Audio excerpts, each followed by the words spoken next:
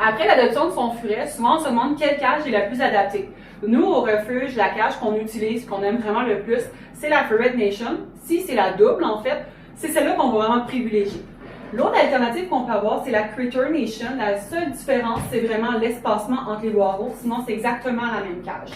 Donc, les points forts de cette cage-là, c'est vraiment des étages qui sont pleins et surtout 2 belles étages qui sont non grillagés. C'est le plus important pour nos furets. Ensuite, c'est l'espacement entre les tablettes. Le plus court que c'est, mieux que c'est pour le furet. Il y a moins de danger, en fait, qu'en dormant, en roulant, il se blesse. Ensuite, comment on dispose les bols? C'est vraiment comme des bols qu'on attache aux cages. C'est le plus simple, c'est le plus sécuritaire. Il y a beaucoup de furets qui sont du genre à prendre les bols, à les déplacer, à les jeter, les virer de bord. Donc, en étant attaché, on est sûr, en fait, qu'ils ne les déplacent pas. Contrairement au chat, le furet peut vraiment coller les bols. Souvent, le furet va prendre une croquette, va boire une petite gorgée d'eau et vice-versa. Donc, c'est mieux de vraiment mettre les bols un à côté de l'autre pour pas qu'il y ait besoin de « je mange une croquette, je monte le 2e étage pour aller boire de l'eau ». Si jamais il y a des gens qui ont vraiment peur que leur furet manque d'eau, on peut rajouter en fait la bouteille biberon. C'est sûr que celle-là, on la recommande moins, vu que c'est un roulement à billes. Souvent, les furets ont soif maintenant, donc ils se fâchent après parce que ça ne coule pas assez vite. Donc, c'est vraiment important d'avoir le bol d'eau toujours présent dans la cage. Par la suite, on demande d'avoir aussi beaucoup d'espace pour vraiment que le furet puisse se déplacer. Par exemple, il y a plusieurs coins, un hamac, des lits, à plusieurs places pour qu'il choisisse lui-même où est-ce qu'il veut dormir. Dernière étape, c'est vraiment d'avoir aussi un bac à litière, mais pas un petit bac en coin, vraiment des bacs à chat assez grands pour que le furet rentre dedans, se tourne, se recule, vraiment qu'il y ait l'espace en fait pour aller faire ses besoins. C'est sûr que c'est une cage qui est relativement dispendieuse, mais c'est vraiment celle qui est la plus solide, c'est vraiment celle qu'on préfère la plus. Il y a d'autres alternatives aussi à la cage. Donc, si on a un parc Marshall, qui est une bonne alternative justement à la cage, c'est un des seuls parcs commerciaux qui va avoir un espacement des barreaux qui, avec la plupart des furets, les empêche de grimper par-dessus.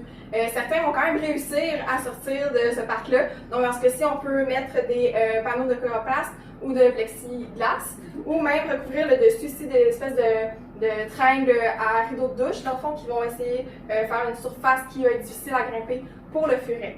Donc, le parc Marshall peut seulement être utilisé comme alternative à la cage. C'est pas une alternative aux sorties. Les sorties, le furet doit sortir au minimum 4 heures par jour, vraiment dans un grand environnement sécurisé. Donc, le parc n'est pas un environnement assez grand pour les sorties. Comme elle l'a mentionné, c'est vraiment 4 heures par jour et en plusieurs espacements. Exemple, que vous sortez, vous avez toujours la cage qui est ouverte, mais que le furet n'a pas d'interaction avec vous, il va retourner se coucher. Donc, c'est vraiment important de soit toujours le laisser lousse dans un environnement qui est sécuritaire, donc on va toujours dire furet proof, ou de vraiment jouer avec lui. Mais vraiment, ce qu'on dit toujours, ne pas laisser le furet dans le parc fermé, ce n'est vraiment pas du temps de sortie.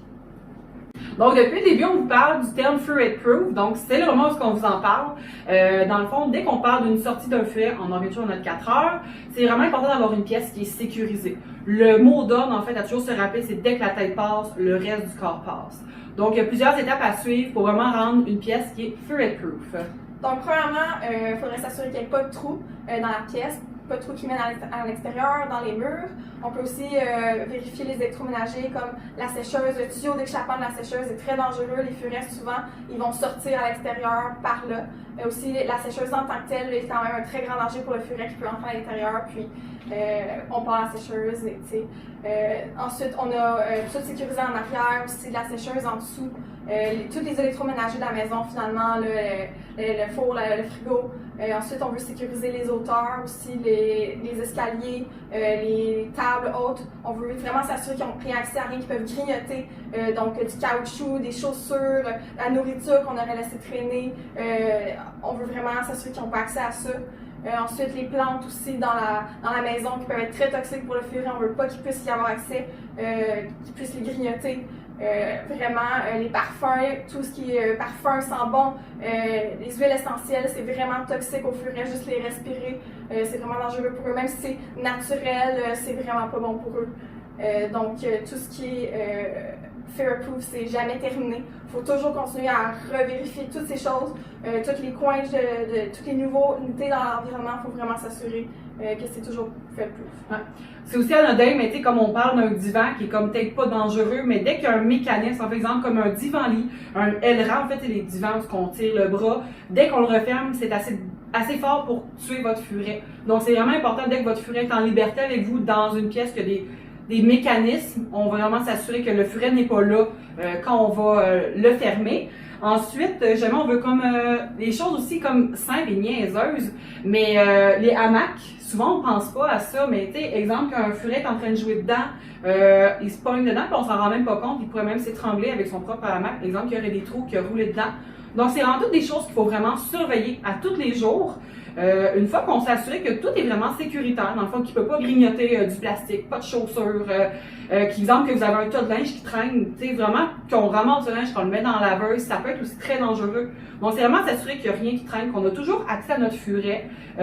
Donc, dès qu'on a une pièce qui est sécuritaire comme celle-là, mais que tout ce qui nous reste, c'est la porte à fermer, mais qu'on ne veut pas toujours avoir la porte fermée, qu'on veut avoir accès avec un regard rapide sur les petits furets qui sont en liberté. On a toujours les barrières en fait qu'on peut mettre dans les portes. Autant le grillage Marshall qu'on avait parlé tantôt qui peut servir de remplacement à une cage, peut aussi servir pour bloquer l'accès, ou vraiment les barrières pour bébé qui sont vraiment complètes, vraiment qu'il n'y a pas d'espace en dessous, ce que le furet peut sortir, ou qui peut grimper après. C'est vraiment le plus important, c'est d'avoir une barrière étanche et sans manière de grimper.